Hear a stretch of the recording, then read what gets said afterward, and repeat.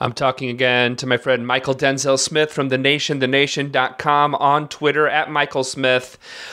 Well, let's move on to another piece that you wrote about a month ago. All this is connected. And again, you and I have had similar conversations on this on the show many times before, and you write about it all the time. Sadly, because despite all the uprisings that are happening, still no structural changes have happened. Yeah. Speaking specifically on structural change, you have a really, really interesting article up at The Nation on something that I'm sure a lot of listeners, right when I say this, are going to flip out about and they're going to go nuts. But which is why I want to say it right here, because I think it's a really important conversation. The idea of abolishing the police. The article starts with you talking about a shooting that actually happened at your apartment building in New York. So tell us about it. Yeah, I mean, it's a shooting that happened. Like, my building was shot at like 5 times on a random Tuesday. The kids downstairs are, they're involved. It's the nicest, most polite kids in the entire world, but they are involved in selling drugs and what comes with selling drugs. But because of its illegality, there's a level of violence involved.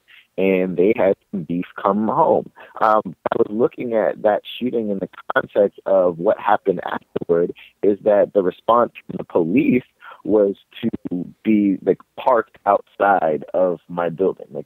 For weeks there was either a squad car parked across the street with 2 officers sitting inside it and their lights flashing, or 2 officers standing by my stoop, just standing there, not doing anything, just kind of standing there.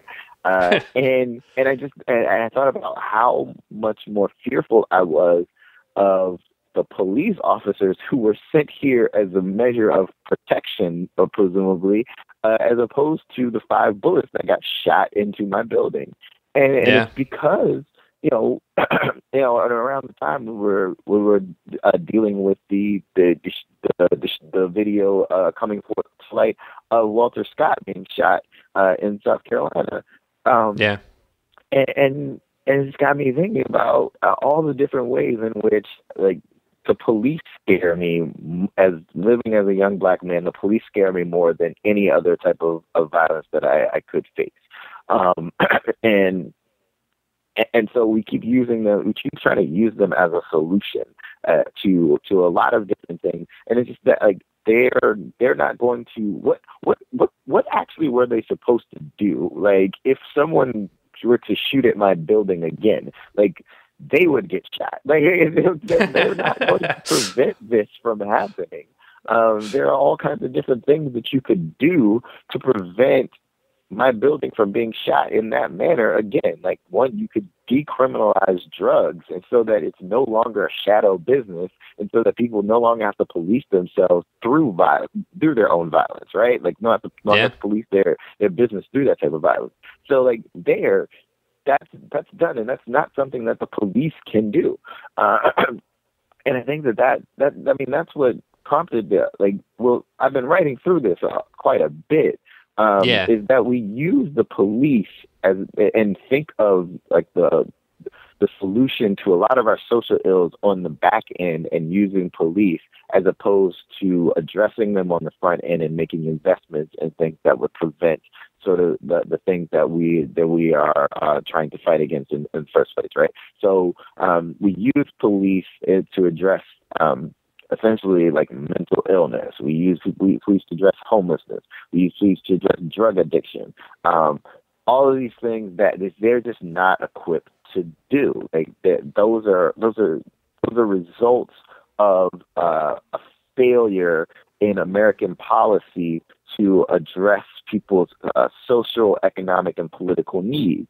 And so if we were to do that first, and then the things that police 90% of a police officer's job is just dealing with a lot of things that are either one in that realm where they're arresting people for sleeping outside and stuff like that, or we're talking about parking tickets and littering and loitering and things. I mean, nothing to do with our safety and security, protecting and serving type deal that we believe police are doing because we watch Law and Order too much or something.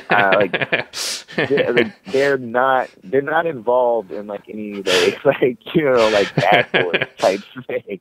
What they're doing most of the time is this really boring bureaucratic stuff that is a result of us criminalizing behaviors that do not need to be criminalized. Like we're addressing things through the legal system and the quote unquote justice system and through the police and through prisons that simply we could, if we were not as lazy as we are, we could address through education, through healthcare, and all of these other things, right? But then, like the 10% of their job that is actually dealing with violent crimes, like things that most of us, I think, agree are important and we do not want to see in our society, they're basically ineffectual at doing, right? Like we can talk about domestic violence and sexual assault, like they do not do anything worthwhile in those instances. They don't even believe the victims of those violent crimes when it comes down to it. And like I think it's like out of 100 sexual assaults that occur, only 46 get reported. Out of that, only 12 lead to arrest. So like if out of 100 total sexual assaults, only 12 people are going to be arrested. Like, what are the police doing? Like, how are they helping to prevent sexual assault from happening? When it comes to murder, here in New York City, the solve rate, if you're a white person, is like 8. If you're a victim and you're white, is like 86%. If you're black, it's 45%.